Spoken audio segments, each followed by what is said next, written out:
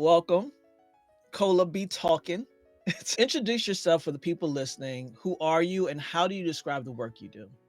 Hello, everyone. I am Plant Girl, Nature Girl, the host of the Black in the Garden podcast, which is at the intersection of Black culture and horticulture, exploring Black life through the botanical lens. I've been doing that since 2019 and through the pandemic into whatever stage of the world that we're in right now.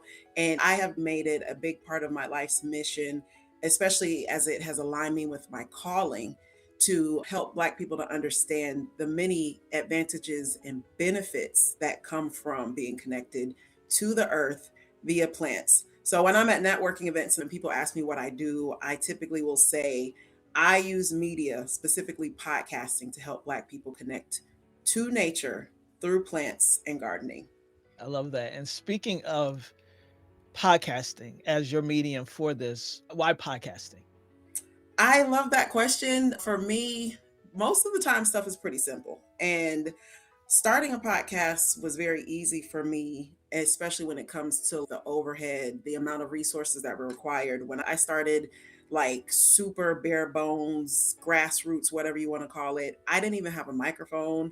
For the OG podcasters, may remember a platform called Anchor. And Hmm. I used Anchor because I'm listening to one of my favorite podcasts at the time. Shout out to Jessica Lanyadu. It's called Ghost of a Podcast. And she was always talking about how she was using Anchor. And I was just like, I love this show. If she does this show on Anchor, I could do it on Anchor. Once again, podcasting industry biz type of stuff. Spotify bought Anchor, so it's no longer that. But Hmm. in finding out that I could start my show, which I had wanted to start for at least 9 months, so I always tell people I feel like that I was pregnant with the concept, but I was just very anxious about getting it started. That was pretty much how I got in the door, is through like the easiest open portal, the lowest lying window. I was just like, I got to get in here. I got to tell these stories. I don't hear nobody else telling these stories. Yeah, absolutely. And that's how it works. Start where we are. Hmm. Meet ourselves exactly where we're at. And why I love you brought that up. A lot of creators will overthink the process, will wait until they have whatever they think they need, in Hmm. place. And that happens. That's a part of our process. And for some of us, it works. For some of us, it doesn't. I'm grateful for you that you was like, Anchor, phone, let's get started. It's nothing but space and opportunity. Little did Right. I know the pandemic was about to hit because I started in November. I'm talking about right before Thanksgiving of 2019. So, as of the time of this recording, I have been doing my show for 6 years. I just celebrated my anniversary.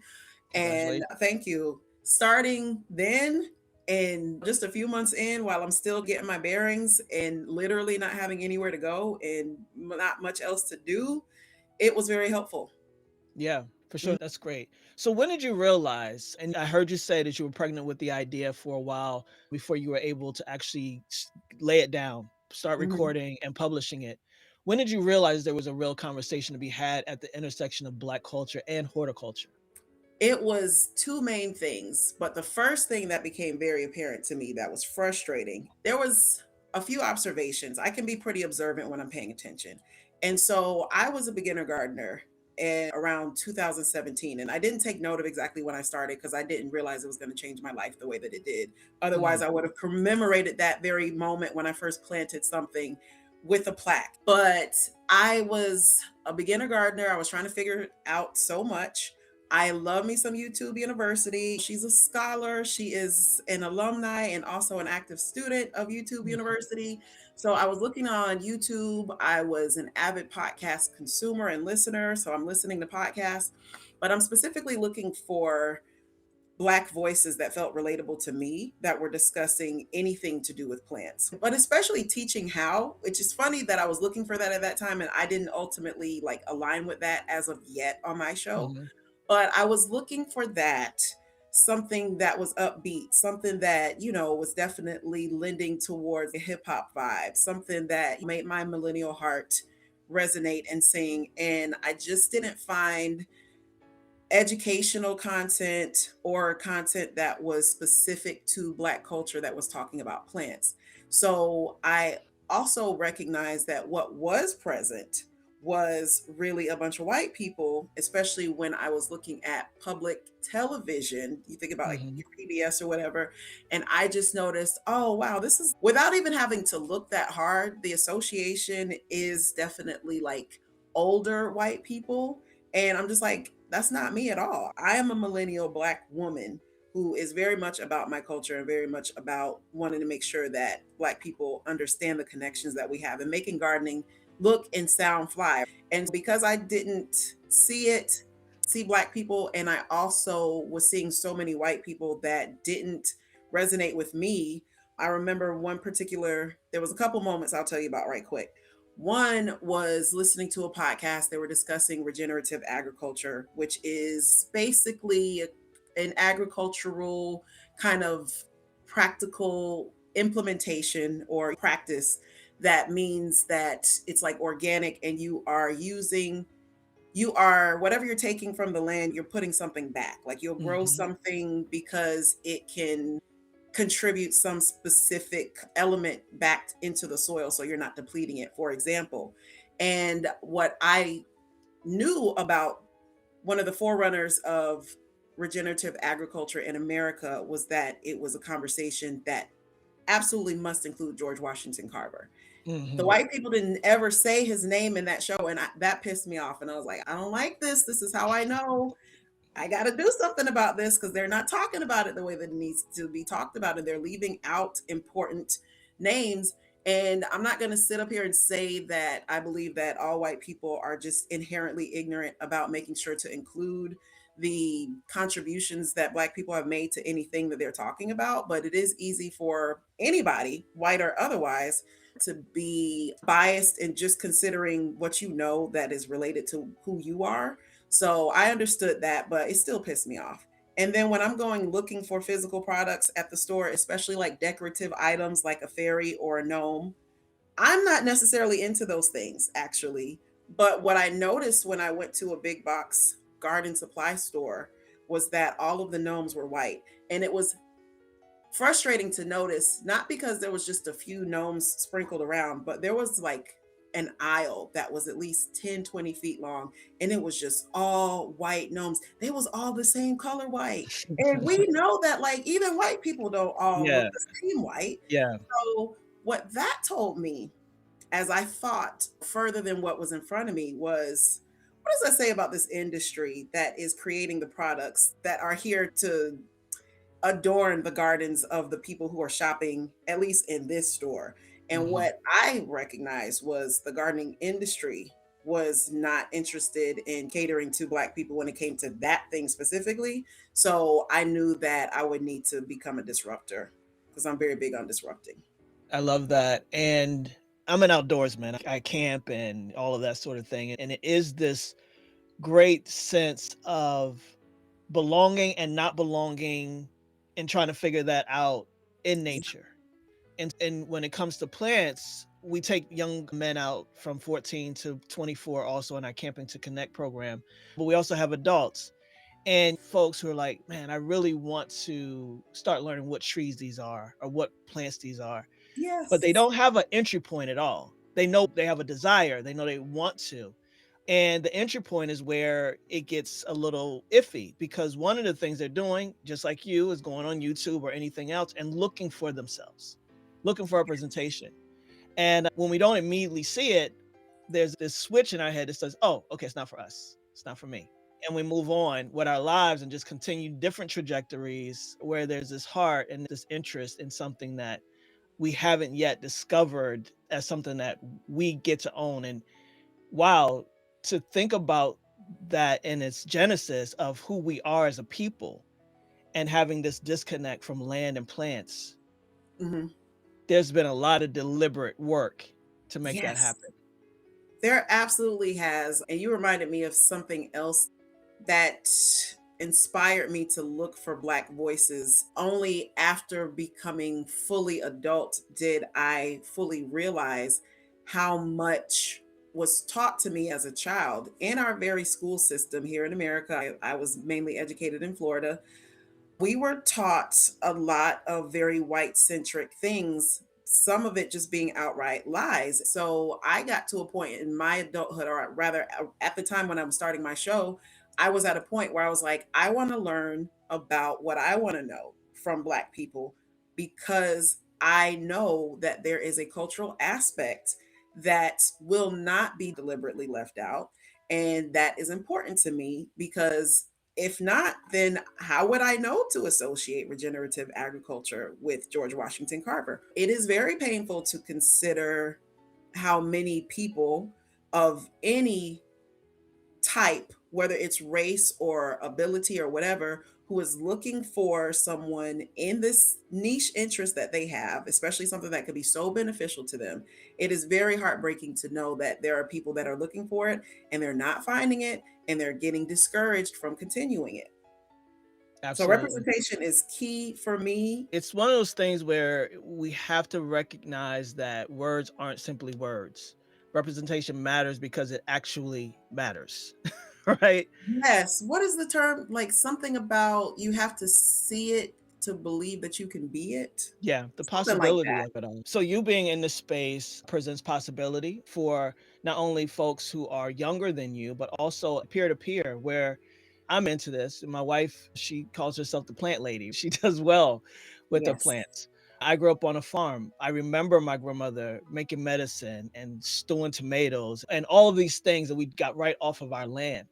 And it's just such an important aspect of our humanity that it's just makes me very happy that there's dedicated work to this, Agreed. for sure. Yes. I always say we not new to this, we true to this.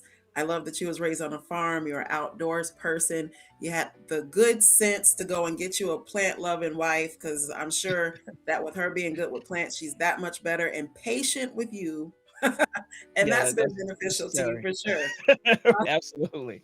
Absolutely. Yeah. So when you look back at where you started, what feels like the biggest shift in how you create or how you show up? Ooh, that is a very layered, almost loaded question.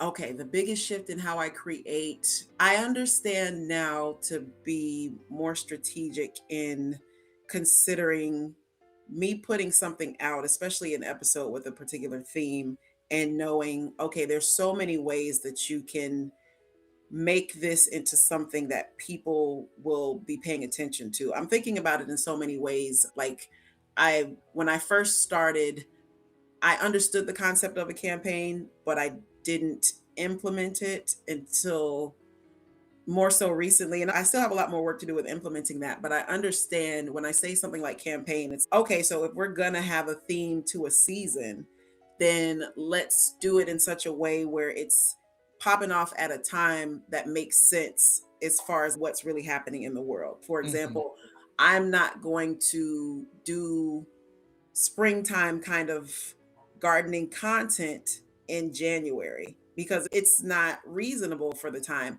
In the winter, if I'm going to talk about things that are specific to growing, I'm going to talk about things that are specific to what's really happening in the season. And not just what's happening in this season, but also winter is more of an introspective time. We're mammals, we're supposed to be hibernating anyway. mhm. So that's what I've noticed has changed with the way that I'm creating content. And it was true at the beginning, but that's one of the ways. And another thing that is definitely worth mentioning, I don't get to talk about this a lot because I just realized it this year, but your girl is like a little neurospicy. Okay. I've not been officially diagnosed with anything, but it took me some time to realize you might have a little taste of ADHD, child.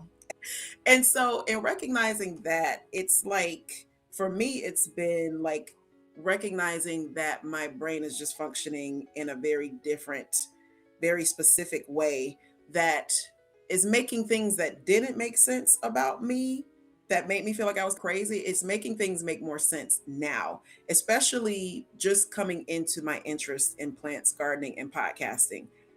I just locked in with it really seriously. And it was significant because there were so many other things that I had done before gardening that just didn't stick, but I was very passionate about them. And I Mhm. come to understand by now, oh, that was the neurodivergence. It causes you to lock in. And the way that I locked in with plants and gardening, even now, that is a little bit clearer as to like why I was just so obsessed in the beginning, is because that's just part of that neurodivergence, is you lock in on the stuff that you really love, and when it feels good and it's stimulating, you do it all day long. Absolutely. So as a adult diagnosed ADHD human, Hmm. yeah, it does teach you a lot about, oh, okay, now it's making more sense about who I've been, how I've shown up, how I obsess over certain topics that make me come alive. And there's nothing wrong with that. It's stuff that causes you to feel alive. And most of us stay in spaces that don't for survival, whether it's in our creativity or in our professional work. So to be able to recognize that and then allow yourself to grow within it, inside of it, because that's also the piece. We start where we are, we Hmm. grow as we go, and we get more and more intentional the longer we stick with it. Hmm. Yeah. It's something I've noticed for a lot of creators who stay around for the longevity of it. And 6 years in, you've been here for a minute. Yeah. You've learned some things about yourself, about the work, about the creativity, about how it gets to expand and move you forward, but also the messaging forward. So, talk a little bit about that. When you think about how this has evolved for you, even in how you speak about the plants, what specifically in this moment is your main goal for Black in the Garden? Ooh, the specific main goal is to actually begin with production, because we have been on a terribly long hiatus.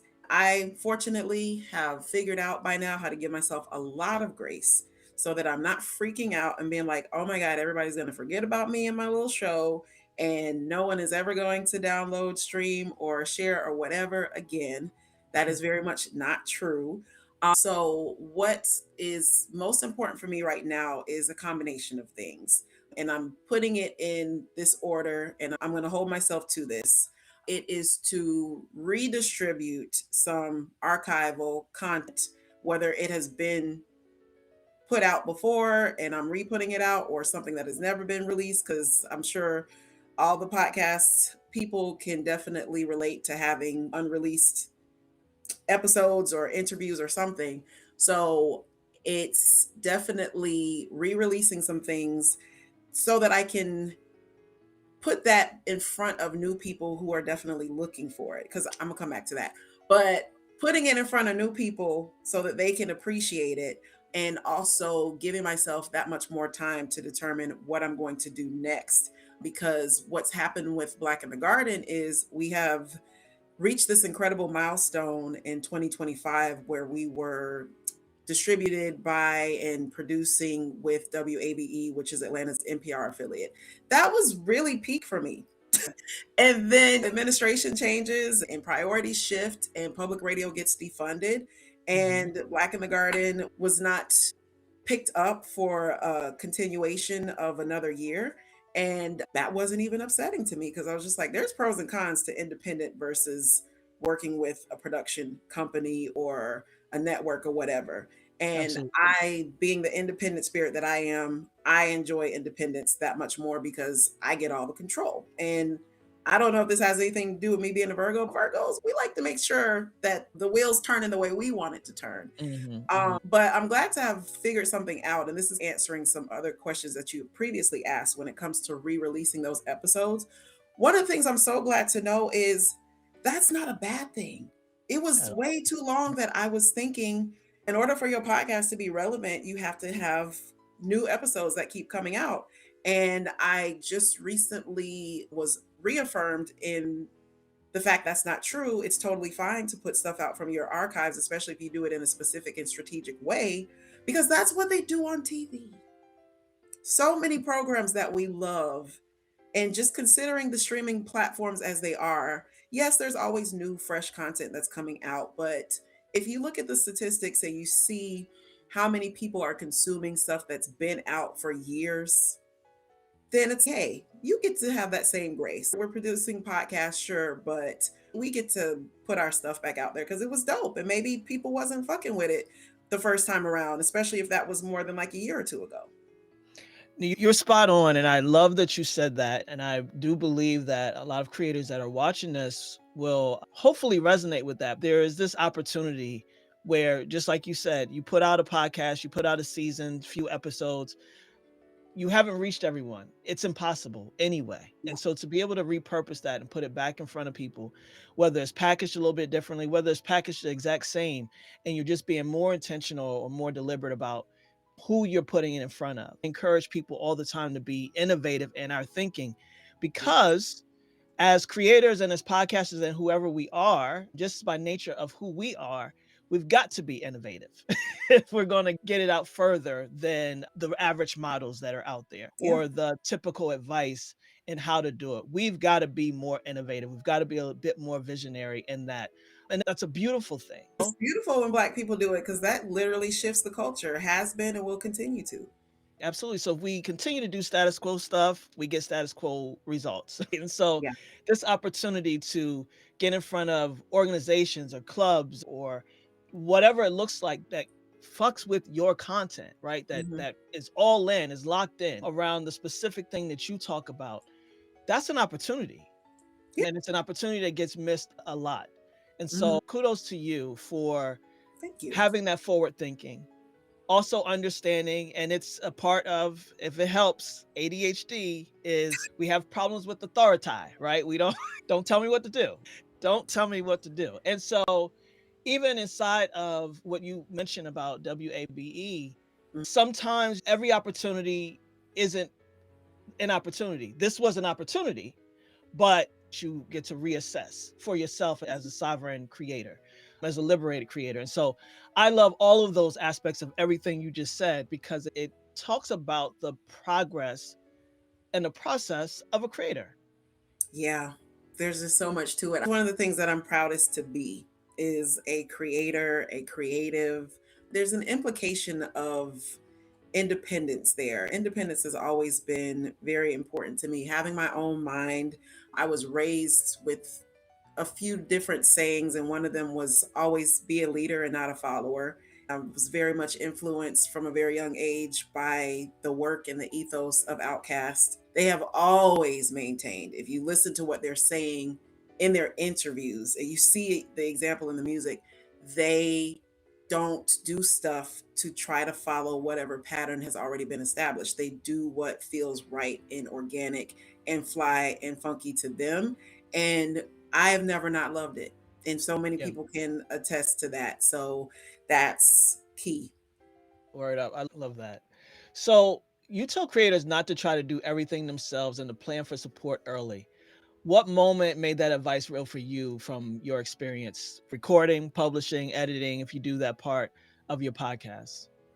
Plan for support early. And what I meant by that specifically was financially. Hmm. And that's coming from a place of having worked with interns and worked with people, even friends, who have given various amount of energy or assistance, but may not have always been able to maintain that cadence, that energy, or whatever. And it's totally reasonable. I can't expect people to be like full steam, full gung ho behind something that they're not getting paid to do. So that's what I meant specifically, was have a plan to pay the people. Employment was tricky in the beginning. And what I've come to really appreciate about meeting so many podcasters is those who have jobs and who have a 9 to 5, and like they are basically podcasting as a side hustle until it becomes their main hustle. And Hmm. when you're doing whatever it is that you're doing that allows you to make money, I don't care if it's stripping or whatever, do whatever it takes to make sure that you can support yourself, support your living, and support your business, which if you're serious about podcasting with it being a business of yours, then help is very important. I get that some people are hyper independent and they don't really trust people with their stuff, but that is just an indication of someone who may be limiting their growth, because at some Hmm. point you got to trust somebody to do something. So that's definitely key, is to plan in advance to get you some help, even if it's just a little AI assistant or whatever it takes. When you're paying for something, when you're going in investing at that premium level, then you're getting a better result from the people that are helping you. Because I just can't feasibly recommend doing this stuff alone. Respect, respect. And it's something to say about starting out like most of us do solo, creating from what's coming up in our heads, making sure that happens, laying it down, that progression of the work, and Mhm. being able to assess where it counts and when it counts to say, okay, what parts of this can I now release? What parts of this still brings me joy? What parts of this do I always want to keep my hands on? And Mhm. what parts of this do I want to release? Allow someone else the opportunity to support and Yeah. to be a part of a production such as this. So it's one of those things, again, as a creator, as someone who is building something, to be intentional in all of those ways, and the grace and compassion in growing and allowing Mhm. space for that too. And that you'll start to figure it out. All those pieces of the puzzle that are on the ground, you'll start to be like, okay, I know where this goes. I know who to give this to. Delegation is very important because that was the other thing that I really did not get when I first was working with people. So it was two mistakes that I was making at once. One was not paying the people, and that didn't mean I had to pay them a lot, but just paying them something, especially a Mhm. college student, a little gift card to a grocery store or something could go a long way.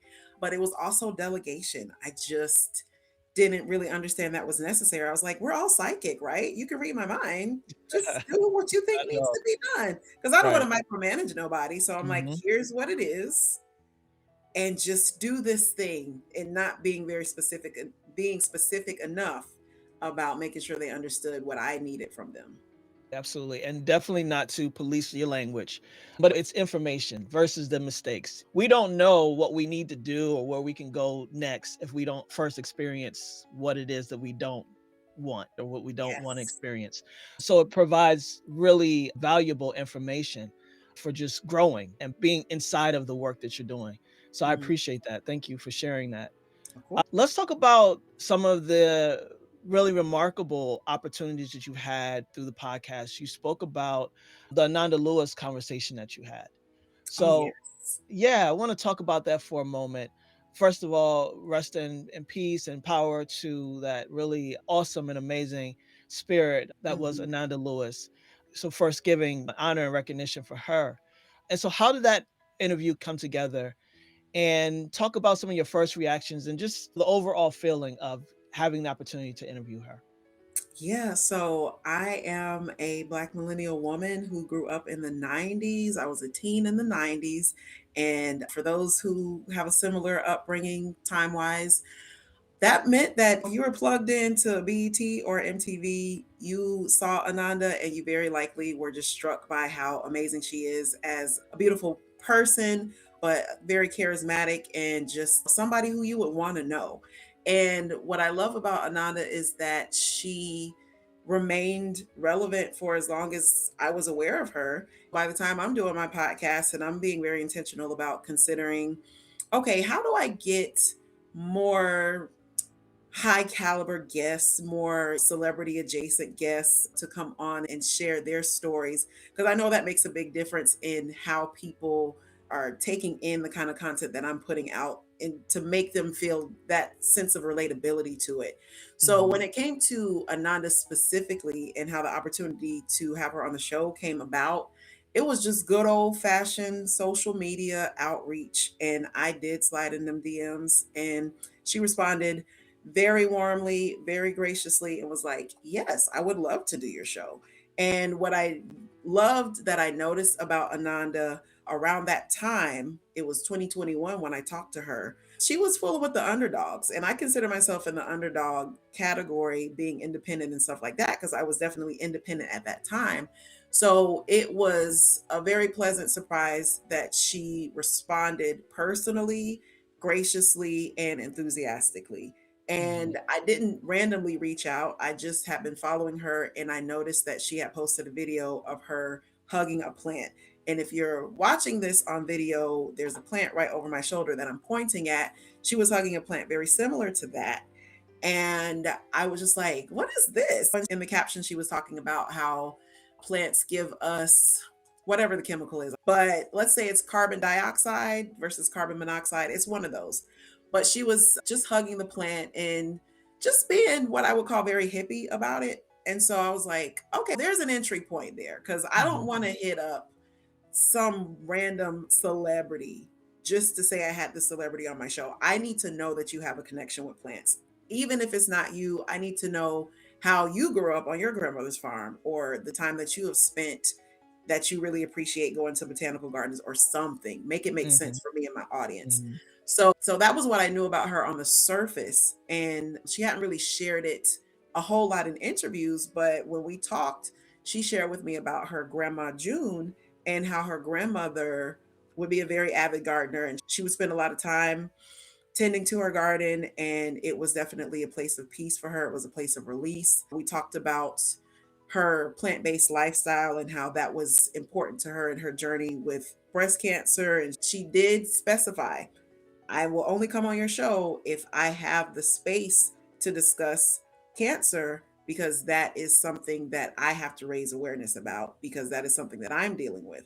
And so I was like, yeah, sure. There's a very simple and easy connection to make between what is happening with our health, Black health disparity, and a plant based lifestyle. So mhm. that fit in perfectly. So between talking about her relationship with plants and her lifestyle and cancer, and her grandmother and her appreciation for plants and just for humanity, we had a great conversation, and there was plenty for us to talk about.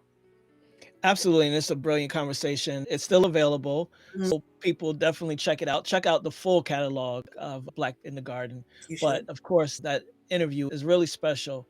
She passed away this year in Mhm, 2025. I believe it was in June. It was a shocker for everybody. I'm still in shock. I'm just like, what in the world just happened? My mhm, first thought was Ananda Lewis. The Blacks have always seen her as so ageless mhm, and perfectly preserved in this youthful appearance. And so that can make it very hard when that's your perception of someone, to accept that they're no longer with us. mhm. And for me, that kind of makes her stand out in her legacy in a different way, because it's given legendary. It's not, she didn't really die. She's just over there with Tupac somewhere. Yeah. But an unexpected and something that's never happened before occurrence was having a guest to pass away. Mhm. That was so awkward, because I'm like, do I put the episode out right away? What do I do? I am always concerned about dignity and respect. And I just said whatever I said on social media, and I just let that rest. But by the time the next week was rolling around, and I was on hiatus anyway, I was like, you know what? Let me just re record an intro and let me put this episode out, because that's only right. And God forbid that too many more of my guests should perish. That would be what I would do, would be to republish that episode. In that case, we just got a little bit morbid. Here we are.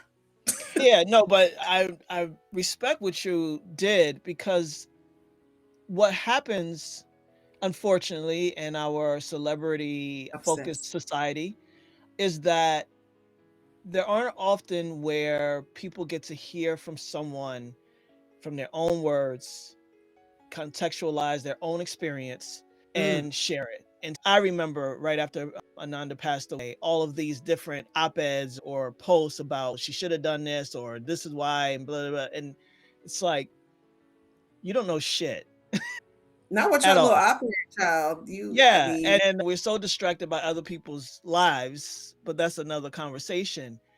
So I honor and respect that there are places where she has been archived mm-hmm. and preserved in her own beliefs and feelings and understanding. And that's one of the reasons why I go hard for podcasting, is that it Yeah. is an archive of our lived experiences.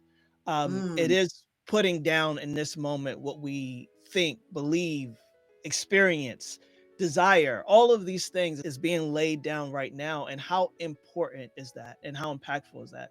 The beautiful thing is that you have the interview. Yeah. And the opportunity is that it's with someone who cares about dignity.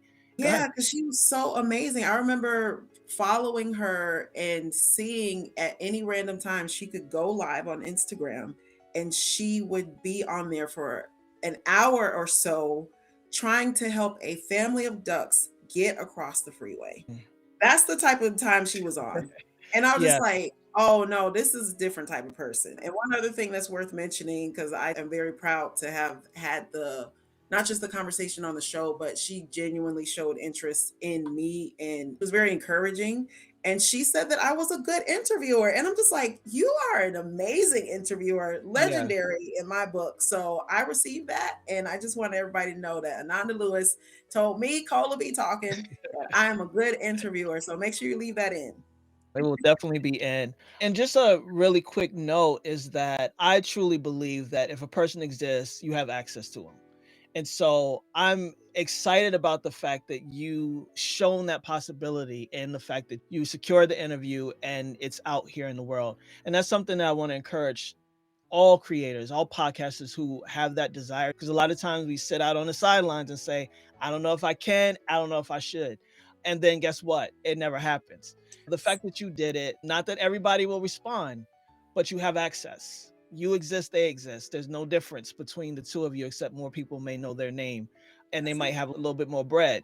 But the people component of it is still the same. Again, just want to say congratulations to you for that. Not that's the pinnacle of your work or your career, but it's a part of the journey that makes you who you are as a creative in the space. That Oh, was a big yeah, highlight. absolutely. Mhm. So, through the conversations you've had, Ananda being one, but you've had so many different multifaceted conversations, what have you learned about the connection between Black identity and our relationship to land? Is there any theme that you picked up over the years or anything that stands out in these conversations?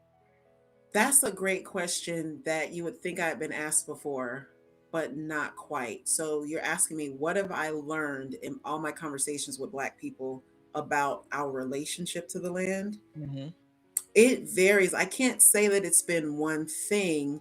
I would say there are those of us who definitely feel a sense of connection, who are all about this outside life and doing all the things that are associated with loving the planet and connecting with it. For example, hiking and camping and gardening and planting stuff and just being outside, frolicking, which we Hmm. always got to do more of.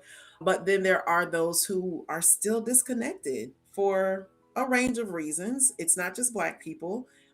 People who are disconnected from the land because by now, with the way that things are going, especially with our heavy technology centric way of life and the influences, we are less connected. It is very easy to have a whole bunch of screens and be so consumed with what we are taking in from those screens that we are not prioritizing going outside, Hmm. especially in the winter, because I am less motivated to want to spend time in the cold.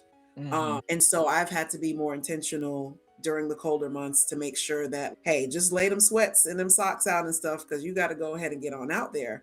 But yeah, I would say three main types of people that I've discovered in all the conversations I've had, whether on the podcast or just in passing with people asking me, what do I do?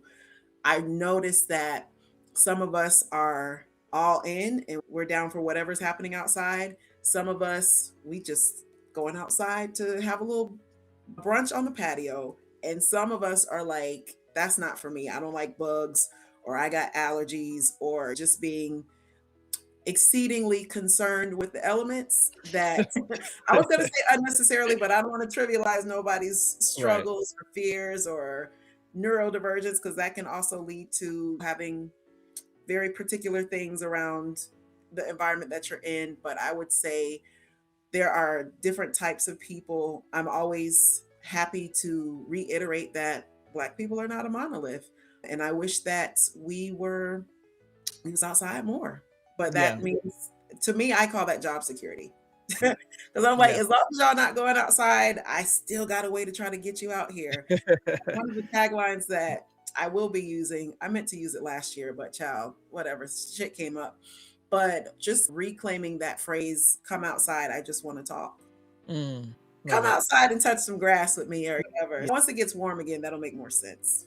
I really appreciate that. And this statement that I keep seeing on social media where people are like, are you okay? Go outside and touch grass. Stop with this line of thinking, stop with Yes. these assumptions, go outside and touch grass. And I'm like, no, but seriously, actually take that advice. And what I love about it is it also can't be stated enough that anything that's green or just any plant, go touch a plant. Yeah. Maybe you can't even get outside. That's where house plants come in. handy. I have this ponytail palm that's behind me, if you can see the video. And I've been thinking very seriously about braiding. It Nice. resembles hair. Please. There's always some kind of plant that's still growing in the cold. Go touch that, you know? Yeah. And Yeah. outside of plants, soil can also do the trick because soil is a living ecosystem. Soil is something that actually has antidepressive properties. That Mm. is a little known fact. And so just touching soil like we used to do when we was kids, I hate it for this new generation because I don't know if they make mud pies like we used to. Oh my But God. yeah, going outside and just digging for the sake of digging, Yeah. or if you in the house and maybe you got you some soil, I don't know, child, but touch something. Yeah. Listen, Some, made and tasted dirt pies. But yeah, I saw, and I'm glad you said that because I just saw a video of you talking about soil and dirt and mhm, that aspect of it being informative, that aspect of it bringing us back to center in mhm. a lot of ways. And again, when we think about the deliberate acts that have disconnected us from Yes. simply saying in our head, oh, let me go outside for a second and touch grass or look at the leaves, the forest bathing, and all of those Yes. things Forest that bathing. are Yeah. just all these little things that we can do. So we start thinking, oh, I can't go hiking, camping, whatever, but you can go outside and just look around at the foliage and the plants and the flowers and just take mental notes. Get some sun on you. Get There's a some lot of benefits to being absolutely. out there because the sun has the benefit of vitamin D. The outside air is a different kind of air. It's not like it used to be, unfortunately, but Mhm, the mhm. outside air is not cycled like the air that's in the house. So, yeah, touching grass is just one part of the whole outdoor party. Yep, it's definitely a party. As we wrap up, I have just a few more questions for you that I don't want to miss. So thank you for sharing all that. The benefits of nature, we can't overstate it. For those who are already in it and those of you who are rediscovering it, we cannot overstate the opportunity there. As we talk about opportunities in the podcast and you as a creator, you've started experimenting with immersive merch and other new engagement ideas. So what are you most excited to build or try out next? Ooh, I'm glad this came up because I had just took a note while I'm listening to you about how do I say this? I want to say it, but I don't want to give too much away because I'm not sure exactly when I'm going to launch this. But the immersive merch that you're specifically referring to is the Black in the Garden coloring experience. I'm Mhm. very proud of that. We put it out in 2021 in the fall, and by Christmas season, LA Times had named it one of the best gifts to give to the plant person in your life. We're still riding that wave. And I was just so pleased to conceptualize this product because I had these beautiful customized illustrations by Paula Champagne, who created the visual brand for Black in the Garden. And she illustrated all my guests for 2 years between 2020 and 2022. And in doing that, I have this beautiful collection of about 40, 50 illustrations. And just considering merch, we got to make money as podcasters. What do I sell? But I'm also hyper concerned with the ethical aspect of pushing products. So I am not really big on putting out a lot of products, which that's another story for another time.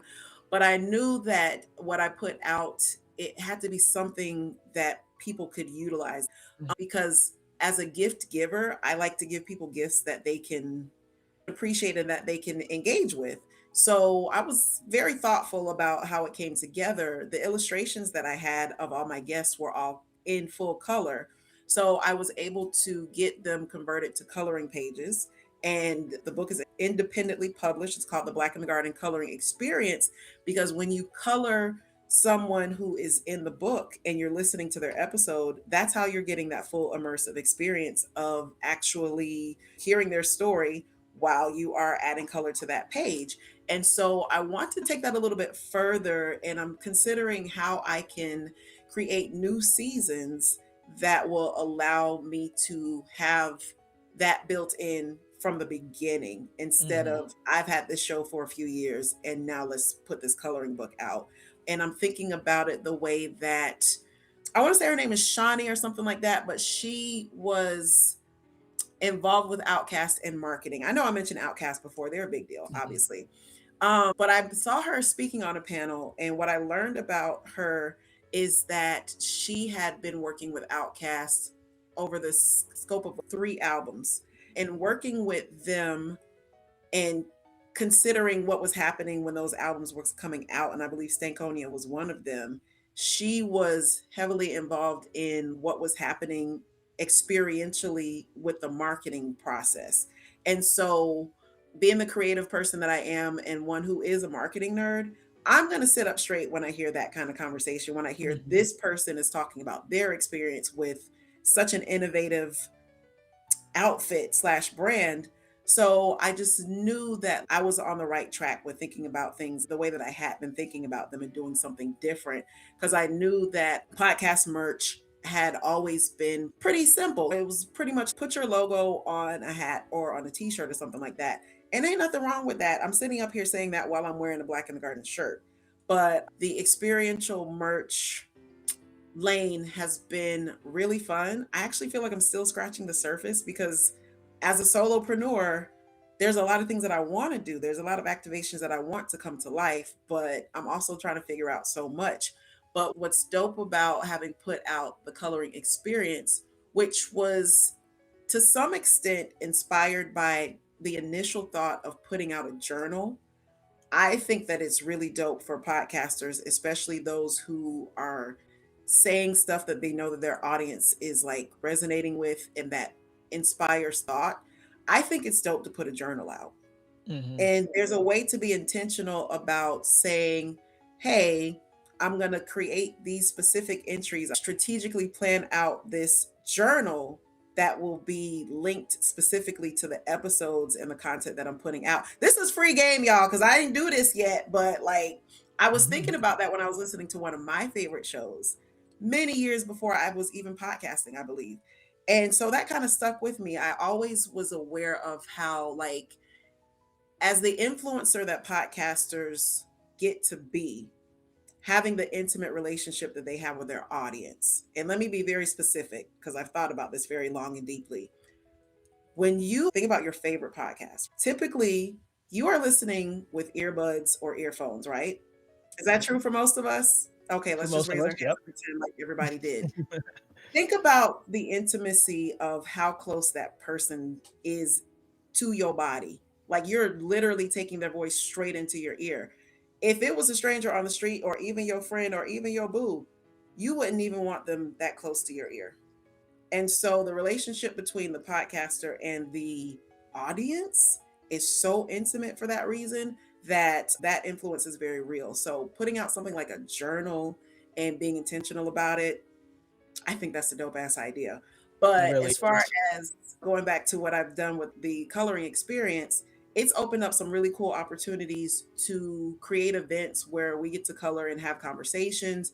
We get to color and talk about the episodes in so many ways, whether in person or virtually. And so it's also opened up another revenue stream in that way. Mhm. Yes, to all of that. I love that, Mhm. and we just met this year, which I'm so excited about because I've been aware of you for Mhm. some time. And I remember coming back from Atlanta where we met, and I sent you a image. I was like, "See, I got my wife the coloring book Yeah. I way was so back in the honored when day." you told me that. I was like, "You have my book?" Yeah. I don't go nowhere assuming people know who I am in the room, not because I don't think they should, but because I Mhm. just don't lead with my ego like that. But for you to be like, "Yeah, I've been supporting. I got your book." Man, listen, you can't get rid of me. It was definitely that recommendation of one of the best coloring books to gift, and I was like, "You know what? Let me get Yes. my plant lady this coloring book." Good idea. And she loves it because she loves the colors. And what I really respect about what you just said is that you have options, right? You have Mhm. options. You can put out shirts, you can put out journals, you could put out so many things. So What does it look like when you are being real, like tuned in mhm. to who you are as a creator and what you want to experience? So, how do I expand that outwardly? I always say to creatives or whoever, especially those who have gained traction in their work, whether you're a podcast, an author, or whoever, that the people who follow you, listen to you, whatever, have already chosen you. Your Yeah. job now is to choose yourself, accept yourself because they've already accepted you. So that means whatever it is that you create, however you iterate the work that you're doing, be okay with that and trust that intuition and those instincts.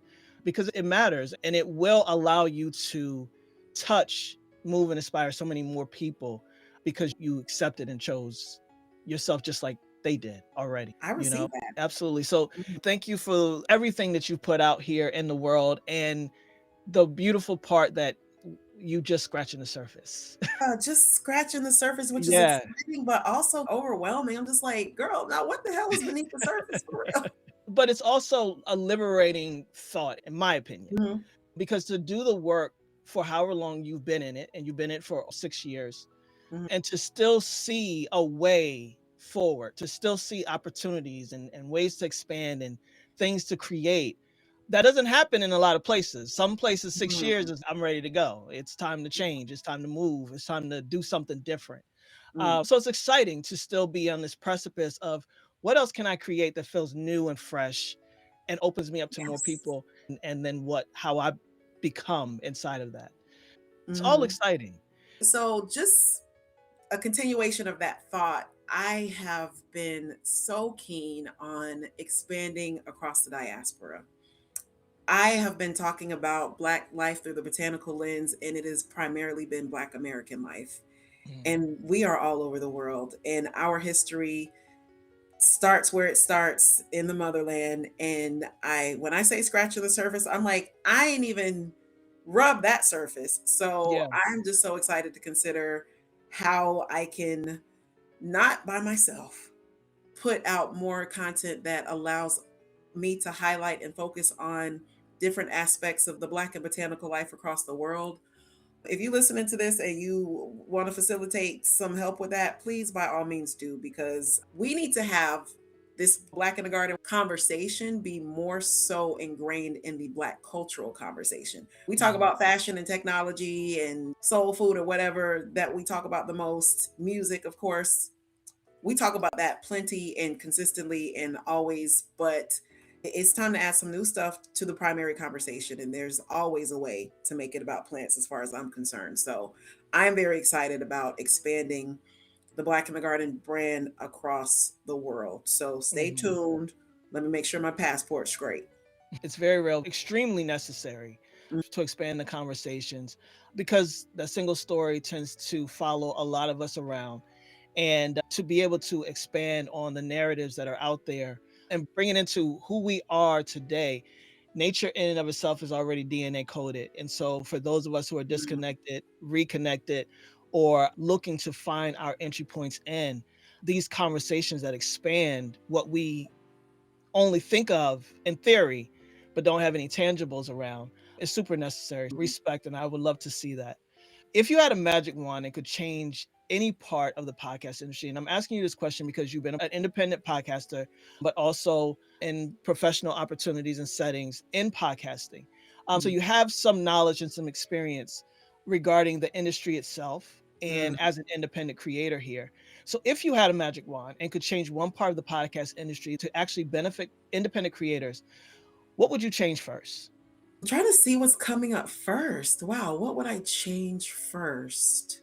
So that means I can do whatever I want. I would implement something that would make it so that a creator could create for a certain amount of time, like a minimum amount of time, and be eligible for reasonable compensation. You can do this shit for years and never see a dime. This is something I've learned in entrepreneurship, especially in meetings or settings where I'm considered an influencer.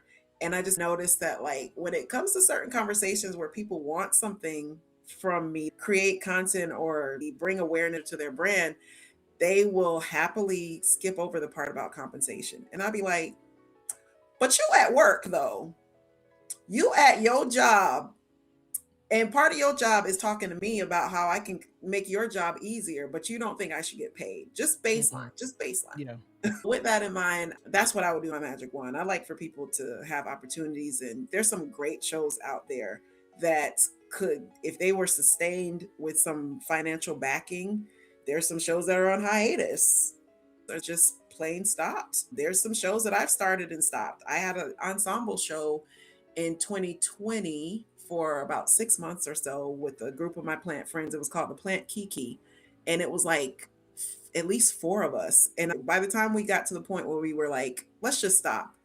I was like, if we pick this back up, I have to pay y'all. It's enough for us to coordinate our schedules. So for me to expect for y'all to sacrifice of your time and energy, I think that you should be paid.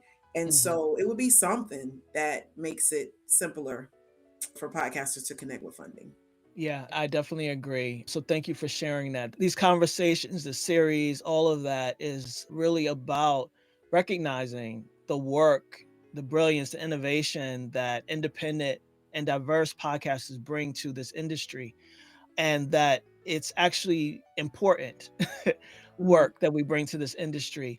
very much. And where are the incentives? Some point, once the honeymoon is over, when will podcasters, especially independent podcasters, look up and say, what is my incentive for being here if I'm not supported, resourced, all of these things? I don't think the industry has yet to confront that reality after a certain point. You're looking at different industries where that has come full circle, where they're like, Yeah. why am I still putting everything in this if I'm not being resourced the way in which I deserve to be? What is up with royalties? Because I'm just thinking about your streaming services, and I'm thinking about how the music artists, they put out whatever content that they put out, which all of us at the end of the day are content creators, including Beyonce. That's why I'm Mhm. just like, everybody is creating content. It's going and it's living, it's being streamed, and it is helping so many platforms. Because when you consider podcasting, there are so many platforms which you can consume your shows on. But I've been asking this question for a few years, and I'm surprised that I haven't got a very specific answer as to why are there not podcasting royalties? How is it that I can have about 200 episodes of platforms, multiple platforms, and I'm not seeing some kind of residuals from them? That doesn't make sense to me. Yeah, absolutely. And I'm so glad I asked you this question because this is a new question I'm asking this year to seasoned podcasters because I think Mm. it's important. I think that we've got to put the industry on notice at a certain point, right? And thinking about this industry and recognizing that, and I say this often on my platforms at Afros and Audio, without podcasting, a podcast industry doesn't exist Ooh, at all. literally. Without podcasters, the industry doesn't exist, That's true. which That's makes why they us, want them to be AI. yeah, which actually makes us the most powerful people in the room. Mm. But when you think about industries, entertainment media that have already been set, podcasting is still being shaped as we speak in this moment. Why, out of any of those other adjacent mediums inside of the entertainment and media industry, why can't this one benefit the content creator? Right. To me, that's my solution to that is, Yeah. how is it that you can have whether a lot or even a little bit out and not see nothing? Because remember, with the writer's strike, we became hyper aware of the fact that if you was on a show, you was getting residuals, and depending Yeah. on what part you played would determine what your residuals was looking like. And if I am the star, the writer, the producer, and everything else behind the scenes, then I'm supposed to be getting me a nice little something. Yeah. Absolutely. This is, and that's what I say, the actors, the writers, all of those have been striking over the years. What's going to happen when this industry that relies on our content, period, Mm. has to confront the same thing, and why can't we get in front of that? And that's the work of us as content creators also, to be the advocates and Oh, for that. So here we are. you ready to start the movement? I'm coming with you. Absolutely. Let's go. Thank you so much for that response. One last question. I've so enjoyed this conversation with you. I'm You know, having a great time. when you've been in a lot of creative spaces over the years, I'm sure. But Yes. this year you came to Afros and Audio. And Mm. so I want to ask you about that. What stood out to you, if anything at all? What did that experience affirm for you as a creator? Child, it wasn't even about the creator. It was literally a family reunion. That I'm just getting goosebumps just thinking about it because I cannot remember the last time I went to a conference where I was just like, oh, remember I told you this? I was like, I can be my whole self here. Mhm. I am in between the two events that I was a part of. I'm going from Drunk Black History, which was a great time, but it was also very culture centric and very history centric, obviously. And then right after, we're going into a full twerk session, which Yeah. was very needed for me. Shout out to Mr. Al Pete. me and him, we came up in Jacksonville. I have to emphasize that it was so great to have him be there and bring that little piece of do all that I needed so that I could really feel like my full self. So, yeah, that was a great time. And then the next morning, we get up and we go to this beautiful hotel in what is it, Baltimore Harbor. And I'm wearing a blazer now, and I am talking about the state of podcasting. So I just love the range of the experiences there. Creatively, oh man, I was inspired. I didn't get to see everything else that was happening as far as like the other workshops and stuff because I had to come in closer to the time when I was doing my part, which was the last 2 days. But it was, it was a good room. The rooms that I were in were good rooms. They were supportive rooms. Everybody from the facilitators to the people behind the scenes, you, your wife. I met at least somewhere between 2 and 5 podcasters who I have already been having several conversations with about like how we can do other side projects. What are some other things that we can do? What are some ways that we can support each other? You've connected me with somebody very recently. And so, yeah, the connections and what that implies is the expansion of what I want to do creatively to be able to operate in different lanes and to collaborate with other people. It was an amazing experience. Highly recommend. I know you keep saying you're not going to do it again, but it's just, aren't you? Job well done. Yes, thank you. And that is the absolute point. Everything that you said, from the connections to the collaboration to just the overall black ass good time that we create together.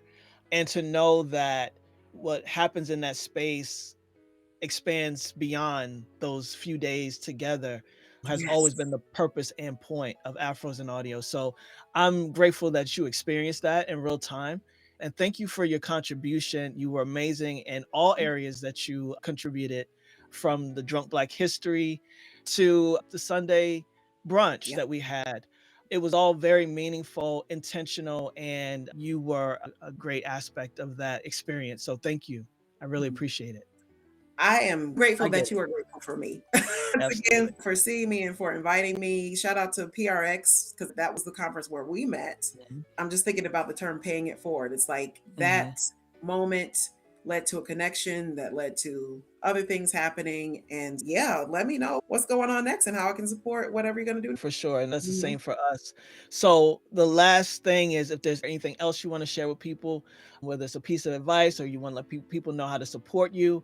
And then, of course, letting people know how to follow you on social media and your website.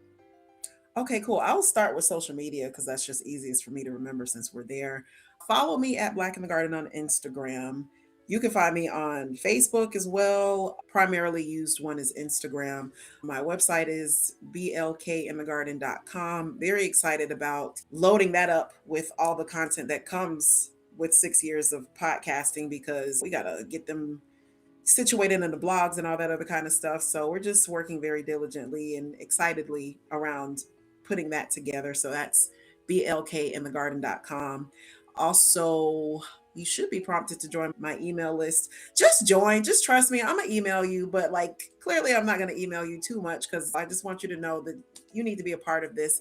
And that's an important thing for those of us who are concerned about what will happen if social media takes off or whatever. That's what these email lists Mhm. definitely allow us to do. I'm always happy for you to go to my website and buy the Black in the Garden coloring experience.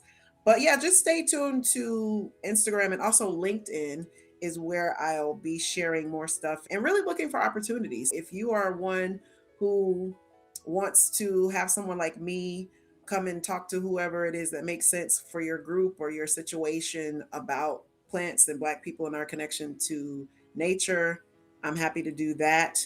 And as a podcaster who is also very much in their creative bag, especially when it comes to producing, I am very happy to do creative consulting that is specifically around content development. Mhm. I understand how to make a podcast happen from start to finish, but where I shine the most is you literally could hand me a penny and I could come up with a whole podcast season about this penny. Try Awesome. me. I will do that. Yeah, no, dead ass, because don't get me started. But yes, that is something that I would be happy to help anybody with that could use my assistance. My email, I'm sure you'll put it in the episode notes or something like that. Absolutely. Hmm. hello@blkinthegarden.com. It's fine. And I can't thank you enough for inviting me on here. I've had a blast. Me too. Me too. Thank you so much for being a part of this fourth season. I'm super excited about it and presenting these different voices and experiences to our creatives and our communities. So thank you, Cola. It's been great talking to you. And until next time, appreciate you. Love, light, and soil, y'all.